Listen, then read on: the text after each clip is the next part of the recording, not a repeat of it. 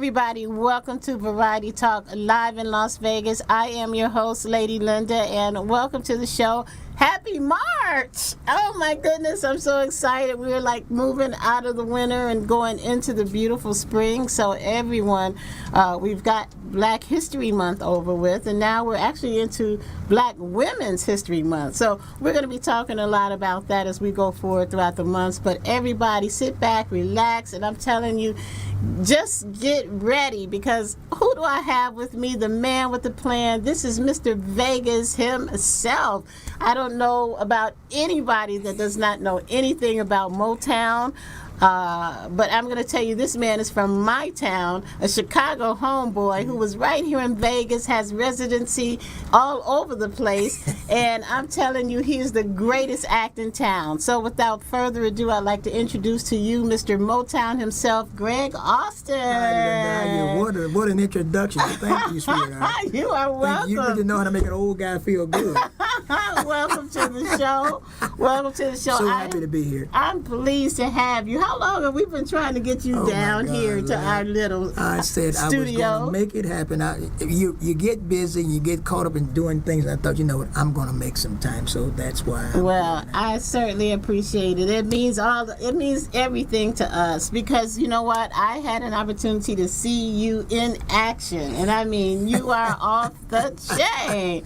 I absolutely love the show, the professionalism, thank you, Linda. The energy, the circuitry, you know, and everybody, and you feel the house every time. I mean, you look around, everybody's there in there line dancing, and so everybody. This is a show about music, singing, dancing, because on our second half, you just wait. You talk about line dance, and we've got somebody who's going to teach you how to dance. So let's talk about the music first, and then we're moving right on. Welcome, welcome, welcome. This is so great.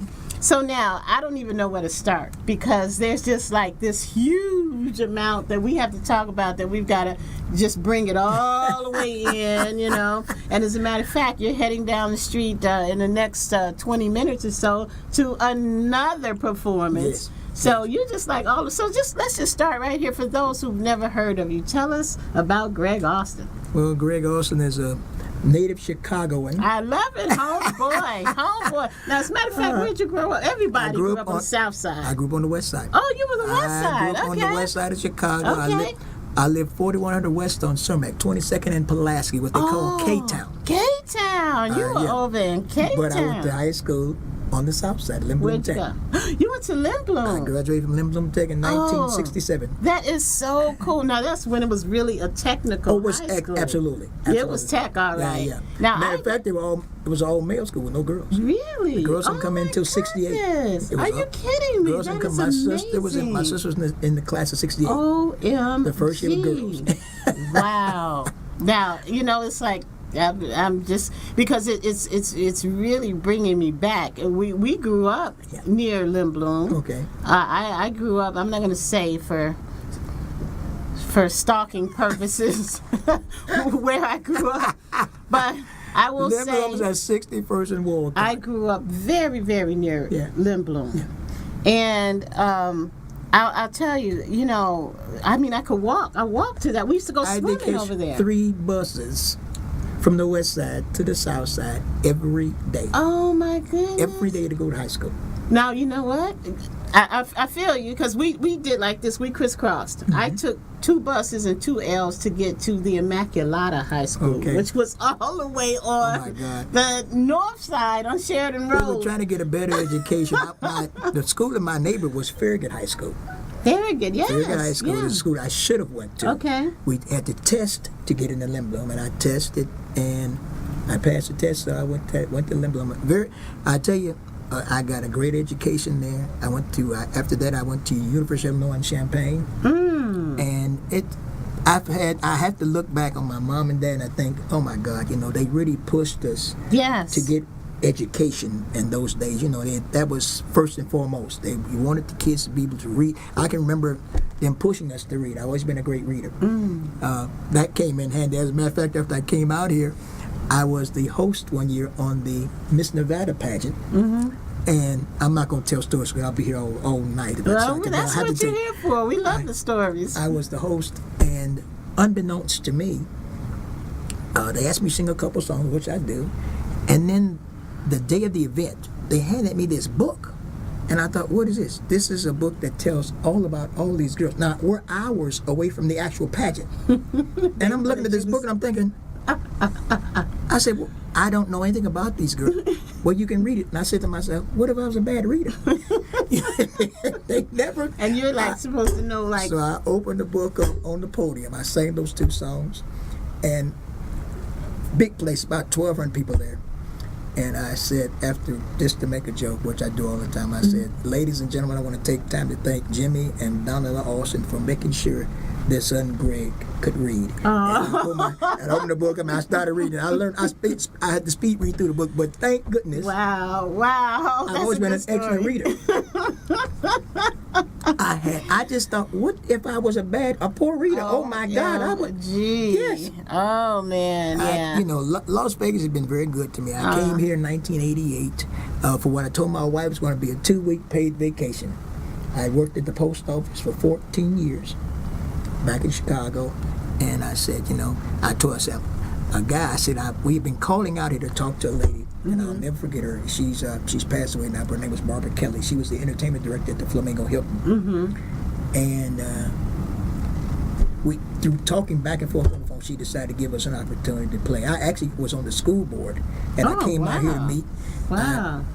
We met with her, and she gave us this opportunity. But then not only did she do that, she made sure we got work, and we got started. And I have to say, if there's anybody responsible for launching our career, it was Michael Ransom, who was my bass singer's brother, who put us in touch with Barbara, and of course Barbara. And the proof's in the pudding. You have to be able to, after you get out of here, you got to be able to do the job. Yeah. The trick is not getting it, it's staying. Staying, yes. And I was on stage about maybe 6 months ago, and I was thinking to myself, class of 88, when I first came out here, I came out to Las Vegas the first time, May of 1988, and I said, Earl Turner was here, Sonny Charles from the Checkmates, Sonny Turner from the Platters.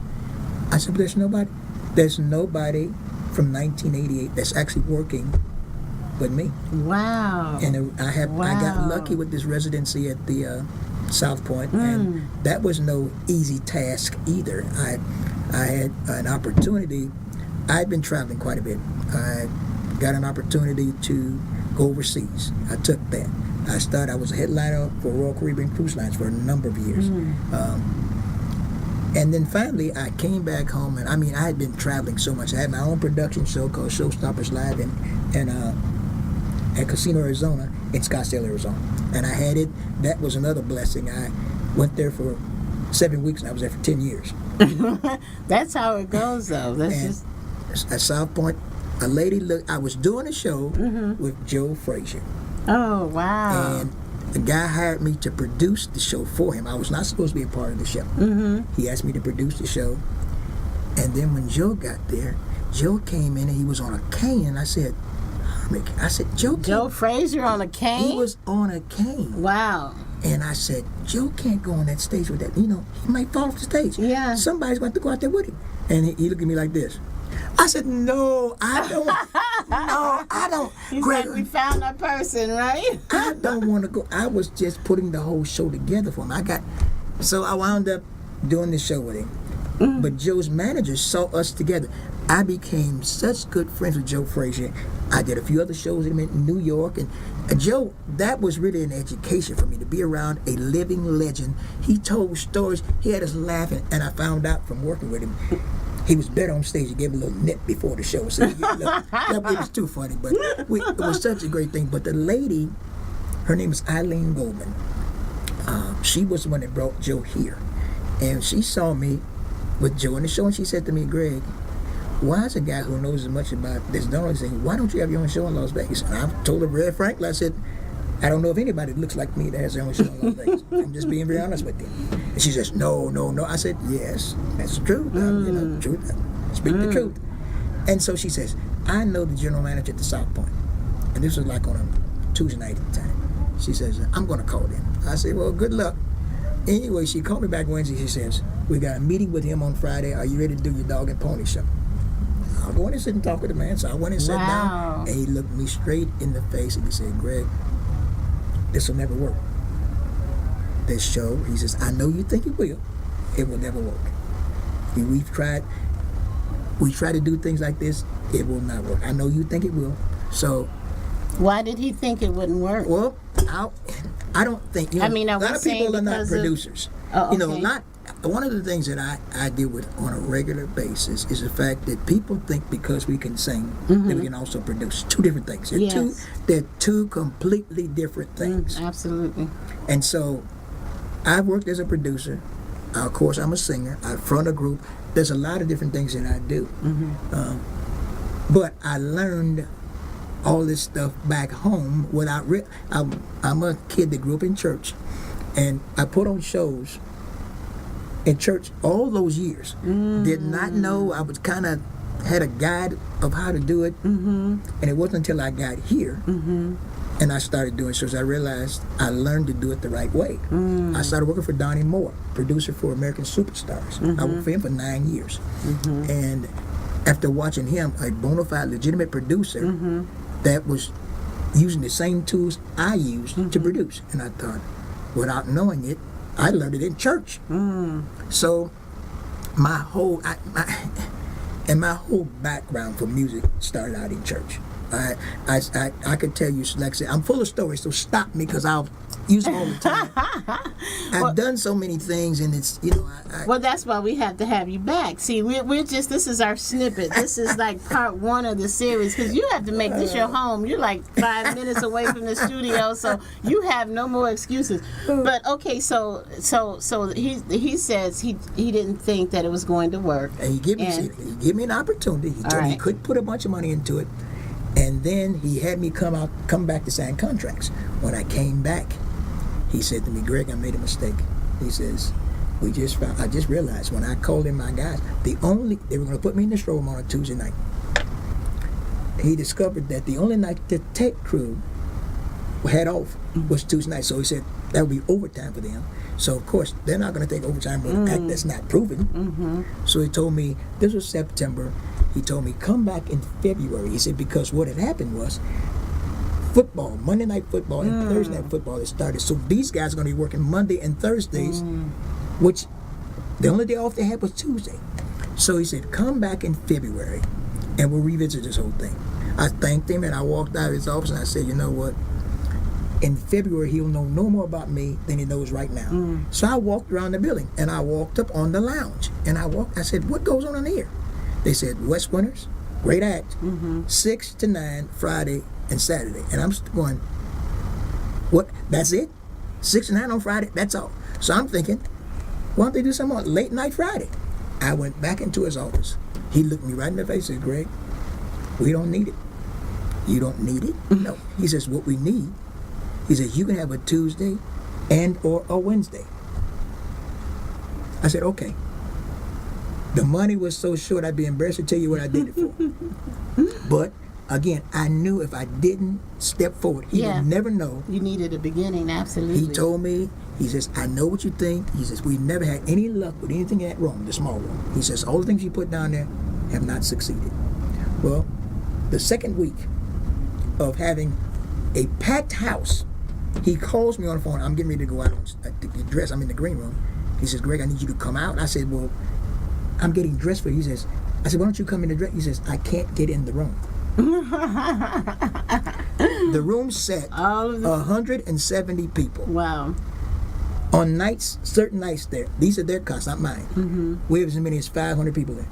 Wow. Inside and out. Amazing. And then they asked me to move the show to the showroom. And I've been in the showroom now for the past 3 years. Oh, what a beautiful story. Yeah. And I'm blessed. The show itself is a great show. But I'm blessed because I have a huge following. People come out. It's exactly what I wanted. I wanted to have a night on the town where people could come out, my age group, enjoy some music, get an opportunity to dance, actually see a concert, have a dance. Absolutely, and that's what it is, and it's a very professional concert. Has to be. I'm Jimmy Austin's son. I have no other. If you knew my dad, that's a whole nother show too. If you only knew my dad was just he was picky, a fuss budget about things, about dressing, My dad was a gospel singer in Chicago. Oh, okay. And so, what was his name? Jimmy Austin. Jimmy Austin. Even that sounds very familiar. I sing with all. I remember at Hang his on funeral. to that thought. 1 second. We're going to have to take a quick station break. Okay. Everybody, you are sitting in with the one, the only, Mr. Greg Austin, Mr. Las Vegas Greg Austin. And we're going to take a quick station break. But before we go, I want to just make sure that we talk about our sponsors here today, which is Management Solutions, who are all about persistence, dedication, and results. And I'll tell you, Nevada receives more than $5 billion in federal contracts and grants every single year. So if you want to know more about it, call MIH Solutions. They're at 702-448-8159. And we're going to actually be talking about that a lot more as we go forward.